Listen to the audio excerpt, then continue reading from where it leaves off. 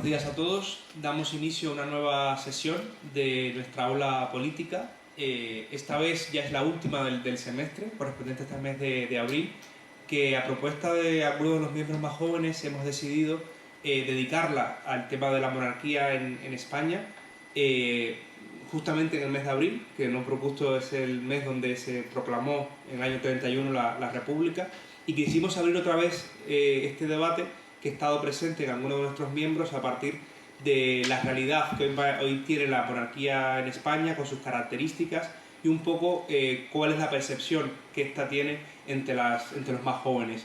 Para ello, como siempre, hemos buscado a una persona que sea de las que esté más preparada para poder abordar estos temas y que sobre todo pueda responder con mayor claridad gran parte de nuestras preguntas y pues exponer argumentos sobre este tema. Le doy la palabra a nuestro director Antonio Alonso para que haga formalmente la presentación y bueno, quedará grabado en parte este acto, un poco para que después en nuestras redes sociales y en YouTube quede huella de lo que se exponga hoy aquí, y esperamos poder, como siempre, buscar algunas respuestas a esta problemática, a este tema, que es un poco la monarquía y su actualidad en el entramado político y jurídico de España. Muy bien, muchas gracias, José, y muchas gracias a José Manuel Zuleta por haberse prestado a venir a hablar de un tema que nosotros consideramos también muy importante y muy relevante a este aula política joven.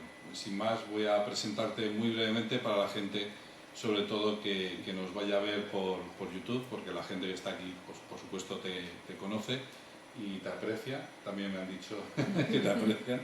Entonces, pues bueno.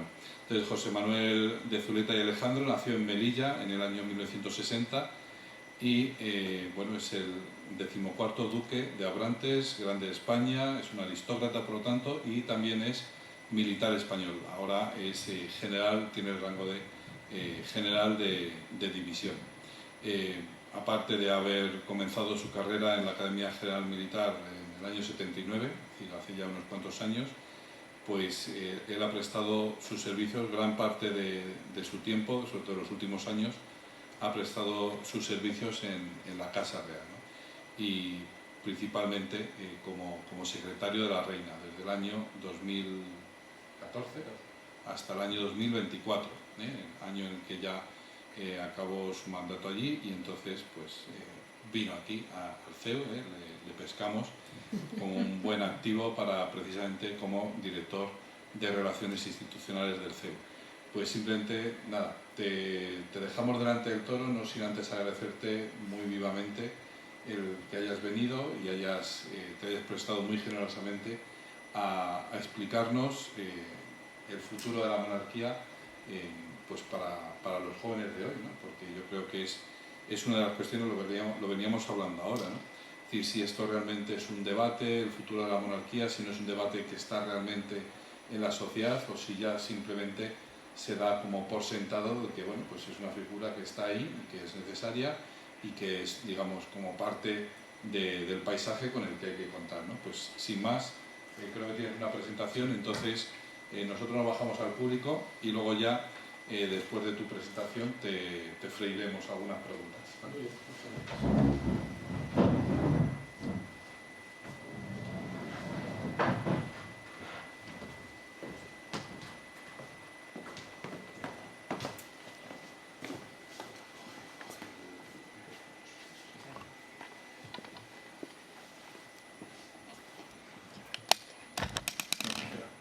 Buenos días, muchas gracias Antonio por la presentación y gracias sobre todo por convocarme a hablar de este tema que para mí, como te puedes imaginar, después de más de 30 años en la Casa del Rey es un tema apasionante y que me gustaría compartir. Yo considero que para poder hablar del futuro hay que hablar del pasado y hay que hablar del presente.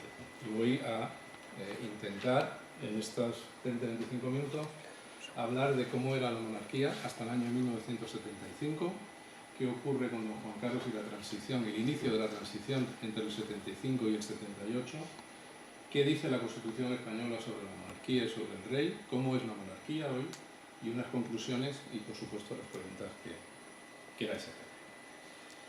Hasta 1975. España es una monarquía, sigue siendo un reino después, una vez que acaba la guerra, y formalmente Franco considera que sigue existiendo el reino de España. Es un reino que no tiene rey, tiene un pretendiente, bueno, primero don Alfonso XIII, que está exiliado en Roma, que muere en 1940, a partir de ese momento don Juan de Borbón, conde de Barcelona, es el aspirante, es el rey sin corona de la monarquía española. En el año 46, después de la Segunda Guerra Mundial, él crea un consejo privado, un grupo de personas que quiere que le asesoren en sus aspiraciones de ser el futuro rey de España. Dentro de ellos hay un grupo más pequeño que es el secretariado político, pero creo que no es relevante en este momento. En ese consejo hay gente tan destacada dentro del propio régimen como Gonzalo Fernández de la Mora, que acabaría siendo después ministro con Franco, José María Pemán, escritor e intelectual que fue director de la Real Academia, o Guillermo Luca de Tena, presidente editor de ABC, que era en aquellos momentos el periódico monárquico por excelencia. Es decir, durante la época de Franco existen personas cercanas al régimen incluso que apoyan a don Juan de Borbón. Esta situación, bueno, me gustaría decir que en el año 49, después de una reunión con Franco, que mantiene una relación de amor y odio con don Juan, el entonces príncipe don Juan Carlos y su hermano, el infante don Alfonso, se vienen a estudiar y a vivir a España, la famosa grupo de personas de las Jarillas, donde ellos empiezan a formarse lejos de sus padres. Esta situación se mantiene hasta el año 69, cuando Franco designa como sucesor a título de rey y con el título de príncipe de España a don Juan Carlos de Borbón, el hijo mayor de don Juan. Esto provoca, os podéis imaginar, un cisma y un enfrentamiento muy fuerte entre don Juan y su hijo. Tanto es así que don Juan no renunciará a sus derechos como jefe de la Casa de Borbón hasta el año 77. En el año 69, la situación que se encuentra el príncipe, cuando él acepta esa sucesión, es que tiene que bregar con los políticos de lo que podríamos llamar la pretransición. Hay dos grupos importantes, que son los inmovilistas y los aperturistas. Los inmovilistas son los que no quieren que cambie nada, los aperturistas luego se dividirían además entre los que quieren hacer una apertura rompiendo con lo que hay y los que quieren reformarlo, los rupturistas y los reformistas. Aparece aquí un grupo muy importante que son los tácitos. Ese grupo nace aquí, nace en el Colegio Mayor San Pablo, es un grupo de intelectuales, de periodistas, de políticos, diplomáticos, que son monárquicos y que quieren apoyar al rey, entonces príncipe, en su labor de apertura hacia la democracia. Don Juan ya lo había apuntado, no es algo nuevo y don Juan Carlos sigue con esa línea. Entre ellos, Alfonso Osorio, que fue vicepresidente del gobierno, Fernando Álvarez de Miranda, presidente del Congreso, José Joaquín Puig de la Bellacasa, diplomático, él fue embajador en Londres, en Santa Sede y en Lisboa, que son las tres perlas de oro de la diplomacia, y en esta casa tenemos a don Marcelino Oreja, que fue ministro, hoy vicepresidente de la Fundación, y a José Manuel Otero Novas, presidente del Instituto de Estudio de la Democracia, que fue ministro de Presidencia y de Educación. Esos son los miembros con los que el rey se encuentra para trabajar desde el año 69 hasta el año 75, donde muere Franco el 20 de noviembre y el día 22 el rey jura su cargo ante las Cortes, es proclamado rey ante las Cortes. En su primer discurso dice una frase: quiero ser el rey de todos los españoles, que hoy nos parece que no tiene importancia, pero que entonces era enormemente importante. Pensad que estábamos en la España de izquierda a derecha, republicanos, nacionales, rojos y azules, y él quiere ser el rey de todos los españoles. Es toda una declaración de intenciones que está en la línea de lo que él había trabajado con los tácitos y con otras personas durante su periodo como príncipe de España. Lo primero que tiene que hacer es renunciar a sus poderes. Él ha heredado de Franco todos los poderes que le dan las leyes fundamentales y quiere utilizarlos poco a poco para lo que le convenga y a la vez ir cediendo y preparándose para cederlo, porque en un Estado democrático no tiene sentido. Lo primero que hace es iniciar la apertura y con ella lo que se conoce como la transición, que es el fenómeno político más importante, de los más importantes del mundo y que es estudiado en muchas universidades europeas. ¿Cómo lo inicia? Pues primero nombra a Torcuato Fernández Miranda presidente de las Cortes y del entonces Consejo del Reino en diciembre del 75. Y en el 76 cesa a un inmovilista como Carlos Arias Navarro y nombra presidente del gobierno a Adolfo Suárez. Estas tres personas, el rey, Suárez en la parte política, en la parte legal, Torcuato Fernández Miranda, son el triángulo clave de la transición. Torcuato renunció a ser presidente de gobierno por estar en las Cortes y por poder influir en toda la legalidad y los movimientos que había en ese momento. Él tenía una frase famosa que es de la ley a la ley, pasando por la ley. Las primeras iniciativas, la legalización del Partido Comunista. Quiero ser el rey de todos los españoles, tengo que legalizar cualquier partido político. La ley de reforma política, también conocida como el harakiri de las Cortes franquistas, las primeras elecciones en junio del 77, la ley de amnistía para los delitos cometidos durante la guerra y la época de Franco y finalmente preparar en una legislatura constituyente la Constitución de 1978 que el rey firma en el mes de diciembre. Tengo que decir que esa Constitución la votaron el 67, casi 68% de los españoles y la aprobación fue el 90%. O sea, es una aprobación muy masiva. Muy bien, ya tenemos Constitución. ¿Qué significa la Constitución? Pues lo más importante es que había un consenso previo sobre que tenía que haber una monarquía. Los partidos políticos saben que el que ha gestado todo esto, con Suárez y con Torcuato y con muchas otras personas, es el rey. Y que la única forma de que haya de verdad una democracia es teniendo un jefe de Estado que garantice que va a seguir adelante. Por eso hay un consenso previo sobre que la forma de Estado tiene que ser una monarquía. Lo que no hay es consenso en cómo tiene que ser esa monarquía y es objeto de muchos debates. Pero esa situación, por primera vez en mucho tiempo, hace que coincidan las voluntades del rey y las del pueblo. Don Juan de Borbón era un desconocido. Franco consigue que no se hable de él prácticamente y cuando se hable que no sea especialmente bien. Y el pueblo es indiferente en ese momento. Pero ahora no. El pueblo quiere una democracia y el rey quiere una democracia. Esa coincidencia es fundamental porque hace que las cosas vayan adelante y que se desarrollen como tiene que desarrollarse. La Constitución dice que el pueblo ratifica esta Constitución en su preámbulo. La aprueban las Cortes y la ratifica el pueblo. Ese porcentaje de aprobación está ahí. ¿Qué dice la Constitución? Pues, tan pronto como en el artículo 1 dice que la forma, 1.3, la forma política del Estado español es la monarquía parlamentaria. Pero, ¿qué es lo que puede hacer el rey? El título segundo.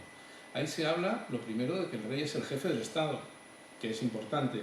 También se dice más adelante que es el jefe de una dinastía. Esto es una monarquía, no es una presidencia, no es una república presidencial donde el presidente es el jefe del Estado. El rey tiene esas dos gorras, si me lo permitís, que son ser jefe del Estado y jefe de una dinastía.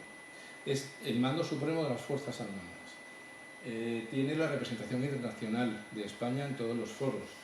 Y además la Constitución solo deja al rey que disponga libremente de dos cosas.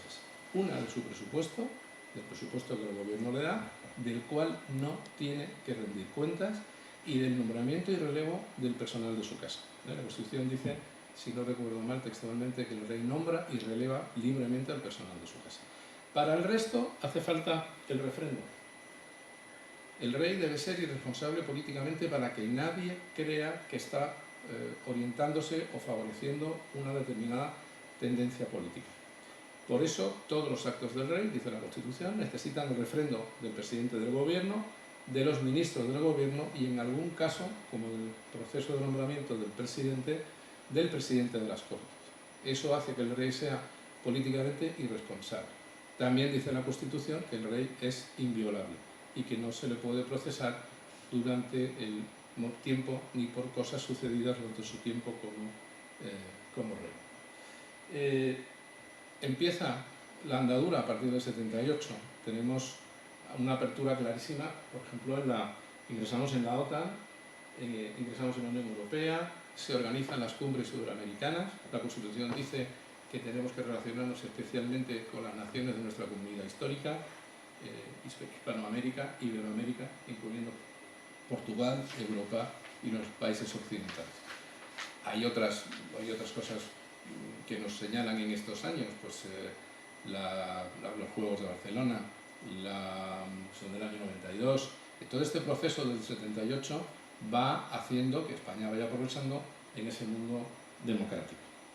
No está exento, la Constitución lo ponía al margen, habla de otras cosas del rey. La justicia emana del pueblo y se administra por los jueces en nombre del rey, es el que debe convocar referéndum y es el que hace los nombramientos, presidente del gobierno, ministros, presidente del constitucional, todo eso está recogido en diferentes artículos de la Constitución. Este recorrido no está exento de algún que otro susto, como por ejemplo el golpe de Estado del 23 de febrero del 81, y siempre está permanentemente la amenaza terrorista. ETA asesina una y otra vez intentando desestabilizar de la manera más cruel y más abyecta posible.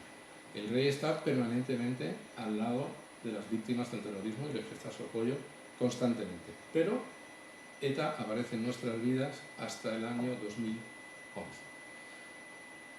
Esta buena simbiosis que tenía, esta sintonía del rey con el pueblo, desaparece a partir del año 2012. Hay una serie de actuaciones personales, no institucionales ni como jefe de Estado, sino personales del rey, que lo alejan del pueblo. La situación se vuelve muy desagradable, hay una falta de sintonía y don Juan Carlos decide en junio de 2014 abdicar la corona en su hijo, el entonces príncipe Felipe. El 19 de junio de 2014 empieza la monarquía de él. El rey jura su cargo ante las Cortes, como hizo su padre en el 75, y también pronuncia una frase que es muy importante. Voy a ser un rey constitucional. No me voy a salir de la Constitución. Mi libro de cabecera, lo que ahora llamo mi hoja de ruta, es la Constitución española. ¿Cómo lo voy a hacer? Necesito tener independencia y neutralidad, y eso me lo garantiza la Constitución. Voy a ser un rey con vocación integradora. En el año 14 ya sabéis que la situación no era sencilla, los independentistas están más fuertes, hay mucha contestación, y él lo que quiere es volver a integrar a todo el mundo en la vocación de ser una España unida y que vaya en la misma dirección. Quiere que sea una monarquía cercana a los ciudadanos. Estar lejos significa que no te quieran, que no te comprendan y que no sepan muy bien qué quieres hacer. Y quiero tener una conducta íntegra, honesta y transparente porque los ciudadanos se lo merecen y lo reclaman con razón. Y para eso me voy a basar en unos principios morales y éticos y quiero que la ejemplaridad presida todo mi reino. Esos son las guías fundamentales de lo que quiere el rey don Felipe, que se resumen en esa frase que seguro que habéis seguido mucho, de que esta es una monarquía renovada para un tiempo nuevo. No tiene nada que ver el año 2014 con el año 1975, ni siquiera en lo que había pasado 5 años antes, ni lo que va a pasar 5 años después. ¿Cómo hace el rey? ¿Cómo define todo esto que él ha prometido? Pues lo primero, organiza su casa, que sabéis que lo puede hacer como él quiera, de acuerdo con sus funciones. Ya hay antes un jefe del cuarto militar, hay una serie de departamentos, incluso apoyo a la familia, por aquello de ser un jefe de dinastía, como la Secretaría de la Reina, que tuve el honor de dirigir todos estos años, y crea un puesto nuevo que es asesor de un consejero diplomático que le apoye en toda su parte, toda su faceta de política exterior. Refuerza la intervención y además con el exterior, para garantizar la transparencia en la gestión, firma una serie de convenios con la Abogacía General del Estado, con Patrimonio Nacional, con el Instituto de Comercio Exterior, para que todas sus acciones tengan, como dice la Constitución, un refrendo y un apoyo en esos convenios de la Administración del Estado. Refuerza el papel de la intervención, no solo dentro de la Casa, hace un convenio también, surgido un convenio en la Casa con la Intervención General del Estado. Y finalmente, él, recuerdo, no tiene por qué dar explicaciones de las cuentas, lo dice la Constitución, pero quiere hacerlo. En esa en ese ejemplo de transparencia en la gestión, y las cuentas de la Casa del Rey son auditadas y revisadas por el Tribunal de Cuentas. Además de eso, el ejercicio de sus funciones, pues igual que en su momento arrancó su padre, él lo hizo en el exterior con los viajes de Estado, y lo sigue haciendo, viajes de Estado, toma de posesión en Hispanoamérica, visitas a las comunidades autónomas, y en octubre del 17, cuando el frustrado proceso de independencia de Cataluña, su aparición en televisión en su papel de jefe del Estado y garante de la unidad, como dice la propia Constitución. En los 10 años que él ha sido rey, el año pasado, en el año 24, celebramos el 10º aniversario de la proclamación, y él eligió como lema de esos 10 años servicio, compromiso y deber. Ya en el año 15, si no recuerdo mal, en la primera Pascua Militar, él dijo que él era el mando supremo de las Fuerzas Armadas, pero que mandar significaba servir, y que cuanto más alto estás en una jerarquía, más te debes a los que tienes por debajo. Ese servicio, ese compromiso y ese deber, como una imagen vale más que 1000 palabras, se ve en esta fotografía que todos conocéis. El rey está donde tiene que estar. Da igual que haya pitos, silbidos, lanzamientos de pellas. Los de seguridad, como podéis ver, no estaban nada contentos, pero él está donde tiene que estar. Él quería estar cerca de los ciudadanos y está en los grandes acontecimientos deportivos donde ganamos títulos mundiales, y está cuando su pueblo sufre, lo pasa mal y sus ciudadanos lo requieren. ¿Qué significa esto? ¿En qué se traduce? Pues que el rey tiene hoy una valoración que, quitando los extremos más negativos y los más positivos, está entre 6,5 y 7, más de 3 puntos por encima de cualquier otro líder político en España. Además, es el líder europeo mejor valorado. Y hay una pregunta recurrente y un comentario recurrente de la gente que dice que el CIS no pregunta por el rey. Bueno, si yo soy capaz de pasar, no sé si puedo llegar ahí, no es esta, pero es esta. El CIS pregunta todos los meses, en ese barómetro que viene desde hace años, sobre cuál es a su juicio el principal problema que existe actualmente en España, cuál es el segundo y cuál es el tercero. De los 58 problemas, teniendo en cuenta que los dos últimos son un cajón desastre y ninguno, el 54 es la monarquía. Es el 0,0% en el primer y segundo caso, y el 0,1% de los problemas que los españoles consideran que son preocupantes para España. La pregunta es, ¿cuál es el principal problema que existe para España? Sumándolo todo, llega al 0,2%. La siguiente pregunta que hace el CIS es, ¿y para usted cuál es el principal problema? Ni aparece la monarquía. Luego, ese debate de monarquía-república no está en la calle. Cuando me pedisteis si quería hablar del debate de monarquía y república, os dije que no, porque es un debate que no existe, que puede ser conceptual, pero en la calle no está. Bueno, volvemos un poco atrás, porque después de esto vienen mis conclusiones. ¿Cuáles son mis conclusiones? La primera, que no solamente el rey, la reina hace un papel, más de 220 actividades al año durante los últimos años. Ocupa el espacio que al rey no le da tiempo, no es que no le interese toda la parte social, que no es que no le interese al rey la cooperación ni el bienestar de sus ciudadanos, es que no tiene tiempo material. El trabajo de la reina Sofía, que además tuvimos el honor de que aceptara ser doctora honoris causa por esta universidad, y la aparición de la princesa de Asturias asumiendo su papel, su formación, creo que dan una imagen de cuál es el compromiso de la corona con los españoles. Creo además que ha vuelto a haber una sintonía entre lo que quiere el pueblo y lo que quiere el rey.